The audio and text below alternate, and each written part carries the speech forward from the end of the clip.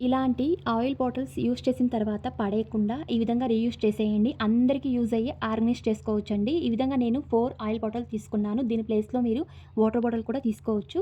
ఇక్కడ నేను పేపర్ అయితే రిమూవ్ చేసుకొని ఇలా మిడిల్‌లో లైన్స్ అనేది వేసుకుంటున్నాను 4 బాటిల్స్‌కి. ఇప్పుడు కట్ చేసుకోవాలండి కత్తిని హీట్ చేసుకొని. చూడండి కట్ చేసిన తర్వాత ఈ షేప్‌లో ఉంటుంది. ఇప్పుడు పైన పీస్ మాత్రం తీసుకొని ఇలా సైడ్స్‌లో హోల్స్ పెట్టుకుంటున్నాను 4 బాటిల్స్‌కి. ఇప్పుడు హోల్స్ పెట్టుకోవాలండి కత్తిని హీట్ చేసి. చూడండి ఈ విధంగా హోల్స్ పెట్టుకున్న తర్వాత అటు ఇటు ఇప్పుడైతే నేను ఒక వేస్ట్ హ్యాంగర్ తీసుకుంటున్నాను. ఈ విధంగా మనం సెట్ చేసుకోవాలండి. బాటిల్ పీసెస్ అయితే చాలా చక్కగా ఇవి ఆర్గనైజ్ చేసుకోవచ్చు. ఇది మల్టీ పర్పస్ అనమాట. ఈ విధంగా కట్ చేసుకొని దాన్ని అంటించుకుంటున్నాను. గ్లూ గన్ తీసుకొని లేదా స్టవ్‌లో హీట్ చేసి కూడా అంటించుకోవచ్చు. ఇదైతే మల్టీ పర్పస్ అండి. ఈ విధంగా సాక్సెస్ మనం ఆరవేసుకోవచ్చు. ఇప్పుడు రైనీ సీజన్ కాబట్టి ఇంట్లో ఈ విధంగా మనం హ్యాంగింగ్ చేసుకొని ఆరవేసుకోవచ్చు. ఇందులో పేస్ట్, బ్రష్ లేదా స్టేషనరీ ఐటెమ్స్ కూడా చాలా చక్కగా ఆర్గనైజ్ చేసుకోవచ్చు. తప్పకుండా ట్రై చేయండి. మరిన్ని ఇలాంటి వీడియోస్ కోసం please channel like and subscribe, share. Thank you.